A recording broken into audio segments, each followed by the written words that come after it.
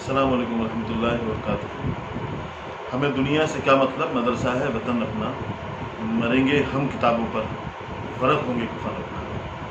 معزز سامعین، میں تمام احباب سے گزارش کرنا چاہتا ہوں کہ یہ دور منافقت کا دور ہے، یہ دور ظالموں کا دور ہے۔ اس دور میں حکومتیں ہمارے خلاف سازشیں کر رہی ہیں۔ جو حکومتیں ہی پٹوائیں گی تو ظاہر ہے کہ بچائے گا کون۔ ہم آپ حضرات سے گزارش کرنا چاہتے ہیں کہ مسجد، مدرسہ، اسلام اور مسلمان یہ حکومت کا پھنڈا ہے۔ سرکار ایک خاص مہم کے تحت ہماری عظیم نشانیوں اور وراثت کو نشانہ بنائے ہوئے ہے۔ ایسے میں ہمیں چاہیے کہ ہمارے بڑے علماء کو چاہیے، ہمارے اکابرین کو چاہیے کہ سر جوڑ کر بیٹھیں۔ میں بار بار یہ کہتا آیا ہوں کہ سرکار کی فکر، سرکار کی سوچ ہماری جانب سے اچھی نہیں ہے۔ حال ہی میں مدرسوں کے تعلق سے یوگی سرکار نے جو کہا ہے کہ غیر مانیتا پراپت مدرسے جو ہیں ان کا سروے ہونا چاہیے۔ میں یوگی سرکار سے پوچھنا چاہتا ہوں، جن مدرسوں کو آپ نے مانیتا دے رکھی ہے انہیں آپ نے کیا دیا؟ ان کے حصے میں کیا ہے؟ ان کے ٹیچروں کو جو تنخواہیں آپ کی طرف سے طے ہیں وہ آپ دینے کو تیار نہیں ہیں۔ آپ مدرسوں کے سروے ہی کر رہے ہیں، بات آپ کر رہے ہیں۔ آپ کی میڈیا ڈھونڈ کر کے ایسے مدرسے جہاں شکشک تعلیم یافتہ نہیں ہیں، وہاں جا کر کے آپ مائک لگاتے ہیں، ان سے آپ پوچھتے ہیں کہ بتائیے ہوم سائنس کا مطلب کیا ہے۔ آپ ان سے آپ پوچھتے ہیں کہ بتائیے اس دیش کا راشٹرپتی کون ہے۔ کبھی ان مدرسوں میں بھی جائیے جہاں تعلیم یافتہ لوگ بیٹھے ہوئے ہیں، جہاں ہائر ایجوکیٹڈ لوگ بیٹھے ہوئے ہیں۔ مدرسوں سے نکل کر کے ہی علامہ فضل خیر آبادی آئے تھے۔ اس سرکار کی سوچ یہ ہے کہ ہم ان سرکاروں کی، اس سرکار نہیں، کیندر سرکار، راج کی سرکاریں، جو بھارتی جنتا پارٹی کی جو سرکاریں ہیں یا کیندر شاست پردیش ہے، وہاں پر ایک مہم چلائی جا رہی ہے کہ کیسے ہندو راشٹر بنایا جائے، اور ہندو راشٹر بنانے کے لیے مسلمانوں کو کمزور کرنا پڑے گا انہیں۔ اب مسلمانوں کو کمزور کرنے کے لیے مسلمانوں کے تعلیمی ادارے سب سے زیادہ گھاتک ہیں ان کے لیے۔ بہت تیزی کے ساتھ اپنا کام یہ لوگ کر رہے ہیں۔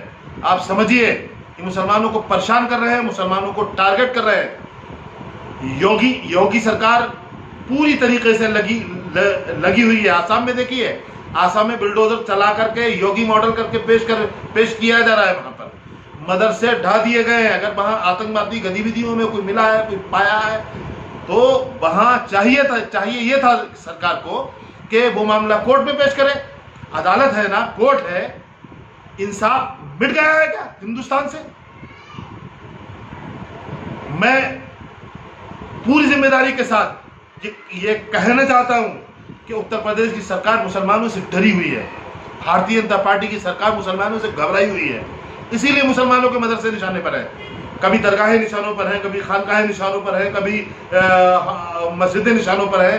جب دل چاہتا ہے تب آپ اسلام اور بانی اسلام پر حملہ کر دیتے ہیں۔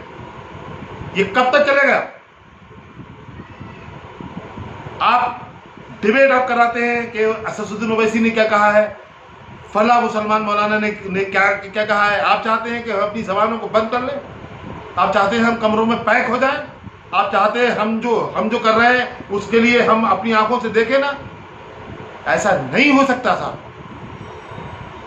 ہم بحمدہ تعالیٰ اللہ سے ڈرنے والی قوم سے تعلق رکھتے ہیں۔ ہم ڈرنے والے نہیں ہیں۔ ہم ببانگ دہل ظلم کو ظلم ہی کہا ہے اور ظلم کو ظلم ہی کہیں گے، کچھ بھی ہو۔ میں اپنے اکابر علماء سے کہوں گا، اپنی خانقاہوں سے کہوں گا، کب آئیں گے نکل کر کے؟ کب آپ کریں گے بات کریں گے؟ آج آپ کے مدرسے نشانے پر ہیں، کل آپ کی ٹوپیاں آپ کے نشانے پر آئیں گی، آپ کی داڑیاں نشانے پر آئیں گی، آپ کے اسلامی لباس نشانے پر آئیں گے۔ کہاں ہیں آپ؟ کسی کو نہیں چھوڑا جائے گا۔ وہ غلام بنانا چاہتے ہیں، وہ چاہتے ہیں کہ غیر مانیتا پراپت مدرسوں کو کھنگالا جائے اور مدرسے بند کرایا جائیں۔ اسلامی تعلیم بند کرائی جائے، مولوی حافظ قاری نہ بنایا جائے. وہ چاہتے ہیں کہ آپ کو دوسری جانب لے جایا جائے تاکہ اب سے 25 سال کے بعد، 20 سال کے بعد ہماری قوم کو فتنہ ارتداد